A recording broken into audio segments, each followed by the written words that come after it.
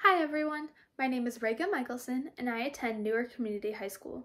I am a member of a group called YEP, or Youth Engagement and Philanthropy, through the Community Foundation of the Fox River Valley. Our group works hard to help other youth in the community. With everyone at home now, we thought it would be fun to read some of our favorite stories.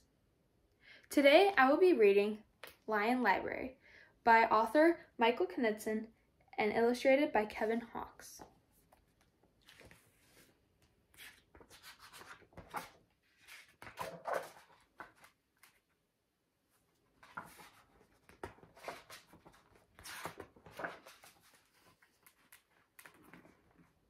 One day, a lion came to the library.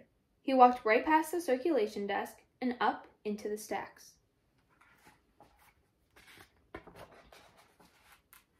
Mr. McBee ran down the hall to the head librarian's office. "Miss Merriweather," he called. "No running," said Miss Merriweather, without looking up. "But there's a lion," said Mr. McBee, "in the library." "Is he breaking any rules?" asked Miss Merriweather. She was very particular about rule breaking. "Well, no," said Mr. McBee. "Not really." "Then leave him be."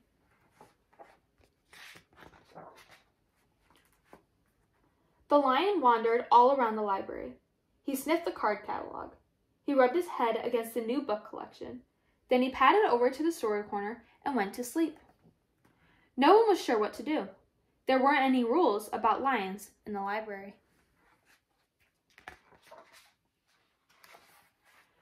Soon, it was time for story hour.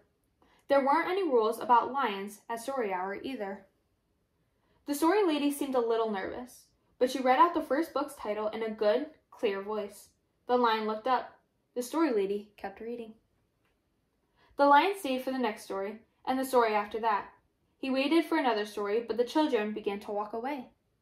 "Story hour's over," a little girl told him. "It's time to go." The lion looked at the children. He looked at the story lady. He looked at the closed books. Then he roared very loud.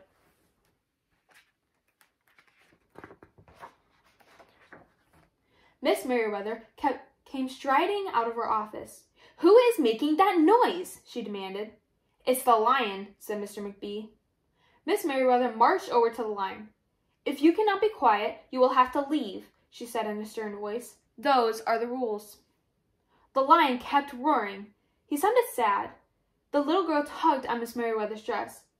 "If he promises to be quiet, can he come back for story hour tomorrow?" she asked. The lion stopped roaring. He looked at Miss Merriweather. Miss Merriweather looked back. Then she said, "Yes, a nice, quiet lion would certainly be allowed to come back for story hour tomorrow." "Hooray!" said the children.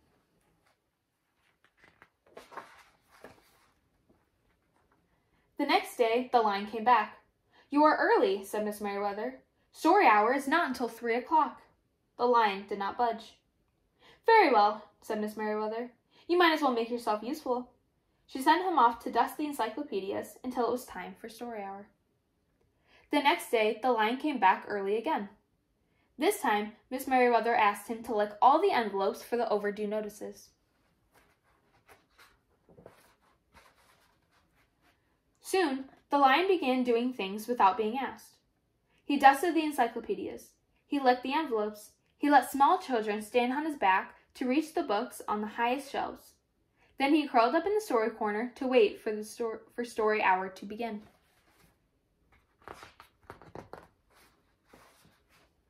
At first, the people in the library were nervous about the lion, but soon they got used to having him around.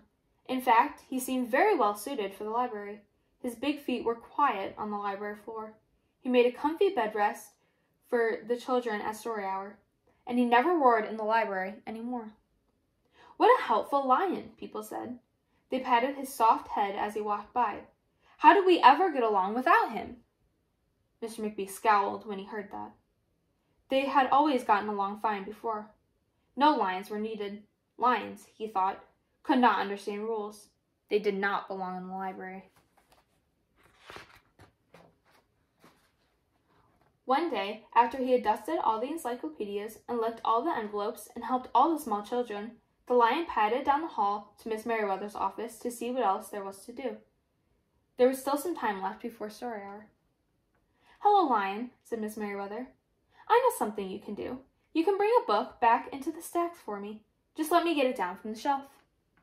Miss Merriweather stepped up onto the step stool. The book was just out of reach. Miss Merriweather stood on her toes. She stretched out her fingers.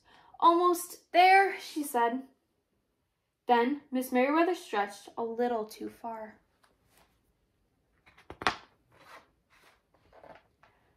"Ouch," said Miss Merriweather softly. She did not get up. "Mr. McBee," she called after a minute. "Mr. McBee!" But Mr. McBee was at the circulation desk. He could not hear her calling. "Lion," said Miss Merriweather, "please go and get Mr. McBee." The Lion ran down the hall. "No running," said Miss Merriweather, calling after him.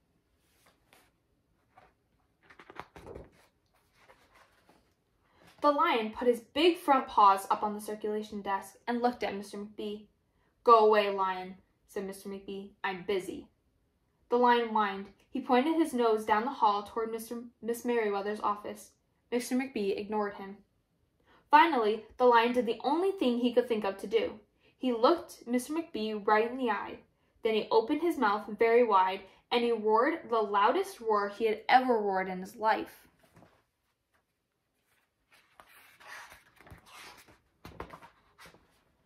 Mr. McBee gasped.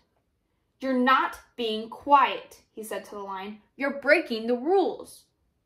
Mr. McBee walked down the hall as fast as he could. The Lion did not follow him. He had broken the rules. He knew what that meant. He hung his head and walked toward the doors. Mr. McBee did not notice. "Miss Merriweather," he called as he walked. "Miss Merriweather, the Lion broke the rules. The Lion broke the rules." He burst into Miss Merriweather's office. She was not in her chair. "Miss Merriweather?" he asked. "Sometimes," said Miss Merriweather from the floor behind her desk, "there is a good reason to break the rules, even in the library. Now please go call a doctor. I think I've broken my arm." Mr. McBee ran to call a doctor. "No running," said Miss Merriweather, calling after him.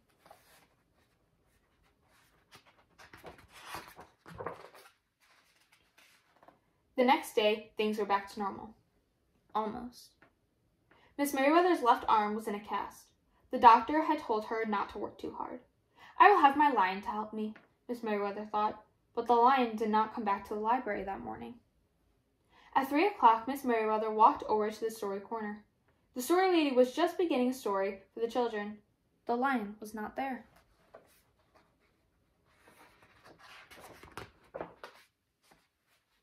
People in the library kept looking up from their books and computer screens, hoping they would see a familiar furry face.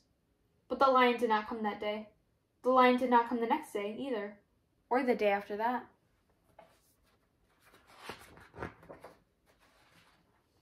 One evening, Mr. McBee stopped by Miss Merriweather's office on his way out.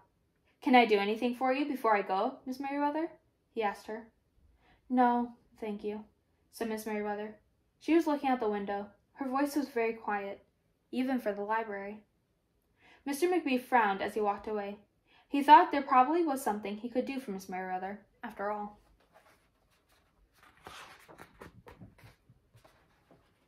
Mr. McBee left the library, but he did not go home. He walked around the neighborhood. He looked under cars. He looked behind bushes. He looked in backyards and trash cans and tree houses. Finally, he circled all the way back to the library. The Lion was sitting outside, looking in through the glass doors. "Hello, Lion," said Mr. McBee. The Lion did not turn around. "I thought you might like to know," said Mr. McBee, "that there's a new rule at the library. No rowing allowed. Unless you have a very good reason. Say, if you're trying to help a friend who's been hurt, for example." The Lion's ears twitched. He turned around, but Mr. McBee was already walking away.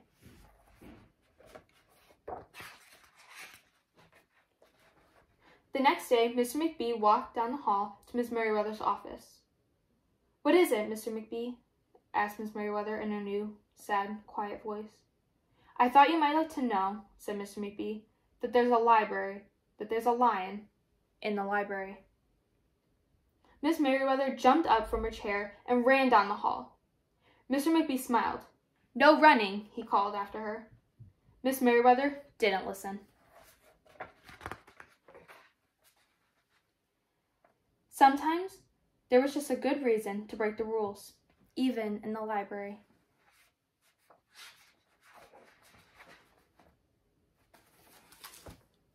I hope that you enjoyed the story. I know that I did. Remember to always be the good each day and keep reading. Bye!